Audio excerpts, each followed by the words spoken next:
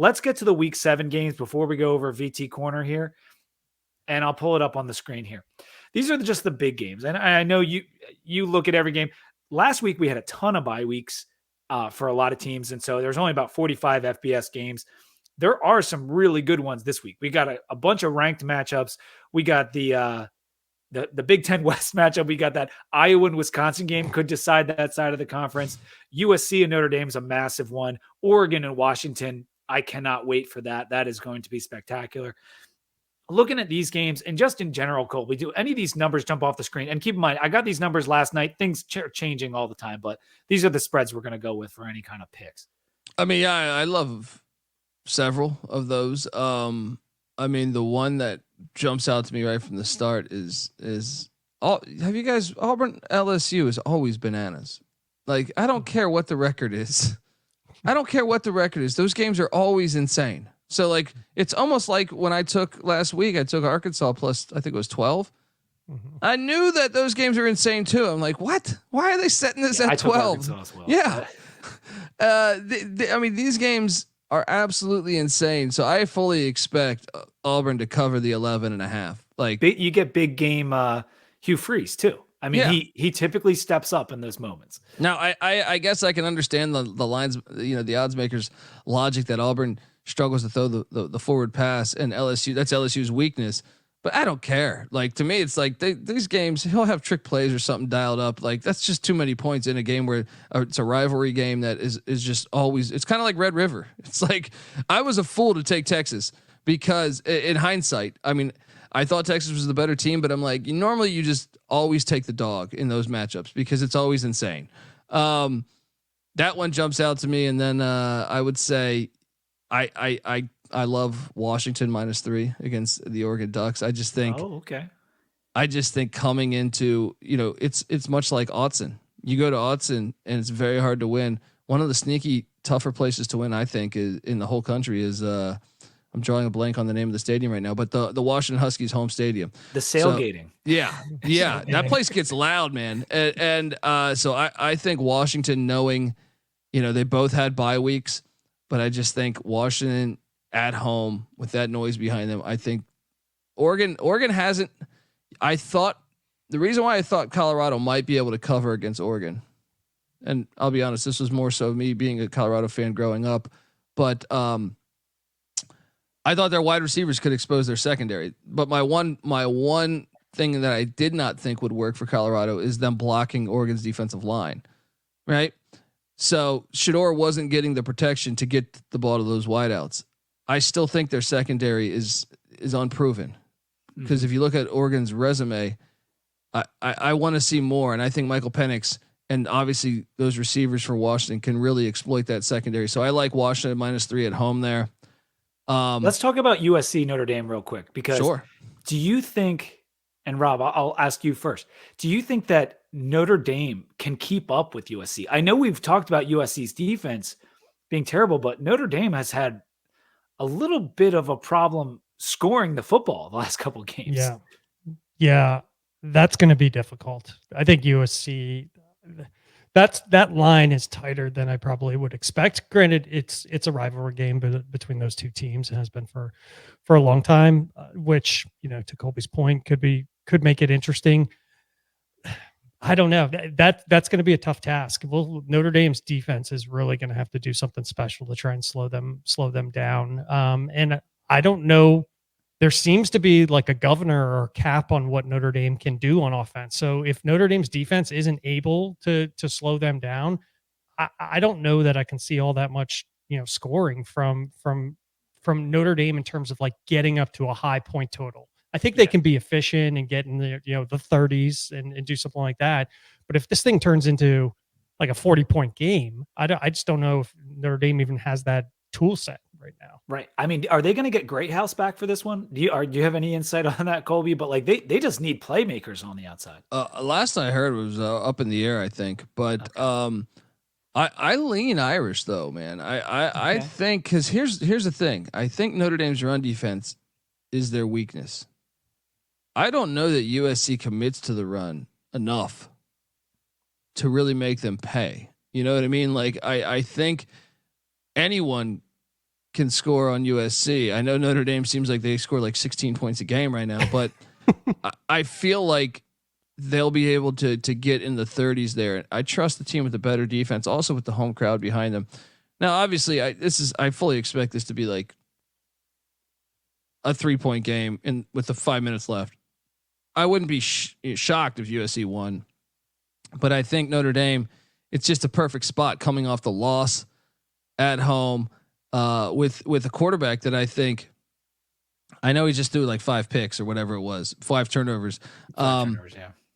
What I do think he's better than that performance, and I think he can snap back and have a big win here. And people. If there's a remedy for him struggling, it would be this USC defense. Exactly. And so right. they could easily put up 40. They're just going to have Estime have a great game, and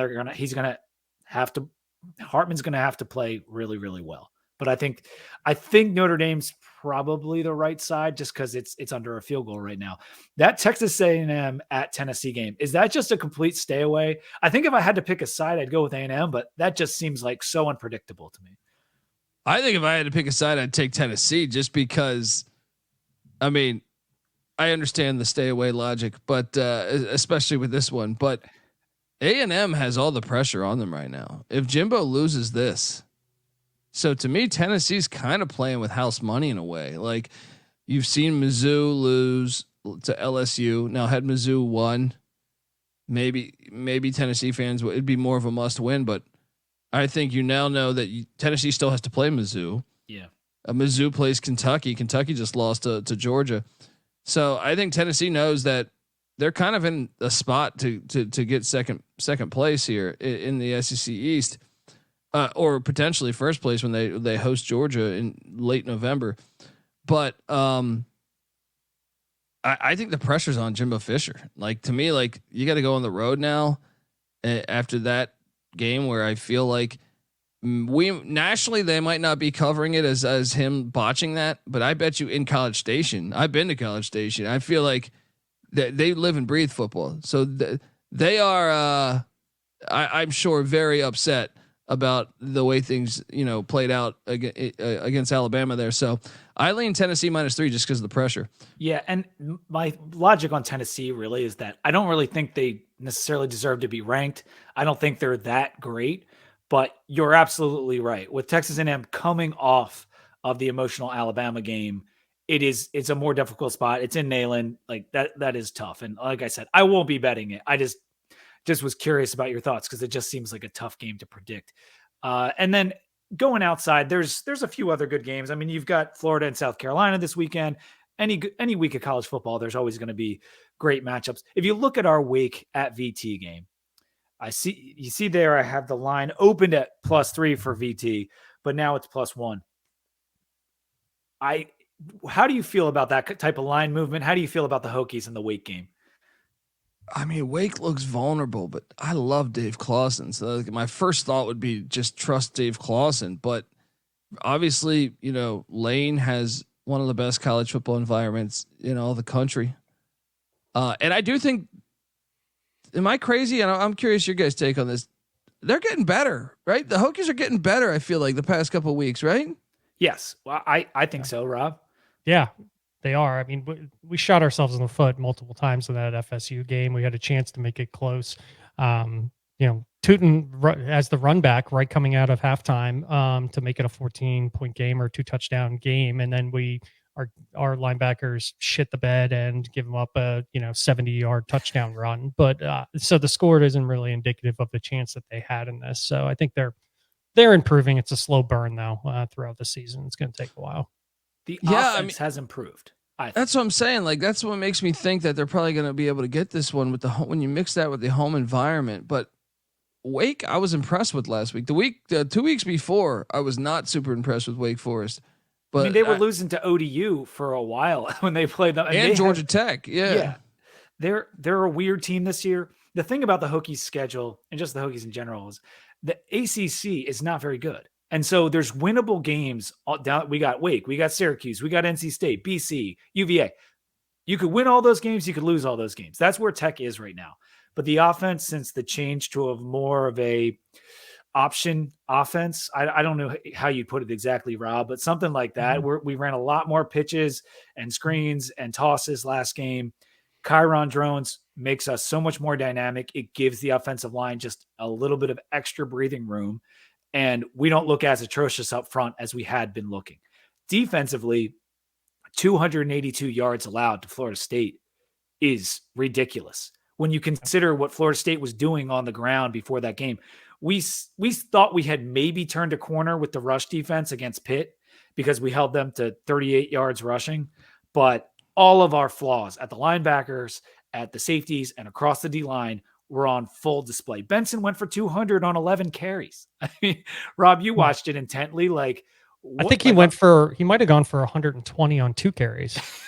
I'm not joking. I think it might have been 120 yards on 2 of the carries. It was wild. Yeah, we thought we had something solved, but it's atrocious on right now what's happening on the run defense. And you and I talked about it before the game.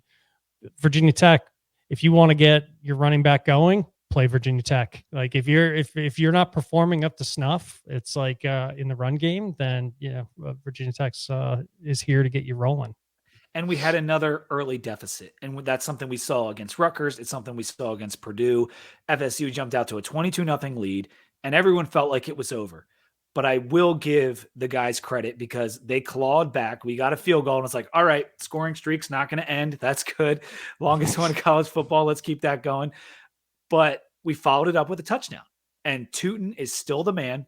The running, I mean, you might know him from FCS, Colby, but like this kid Tootin from NC, was A&T? Yeah. Mm-hmm. Oh my God, he's so good. I mean, he should be an NFL running back. Like his balance, his power, his speed. He ran back the opening kickoff in the second half to make it 22-17. And we had hope for like 40 seconds before Benson went off. But I love this kid Tootin, and he gives us a chance going forward.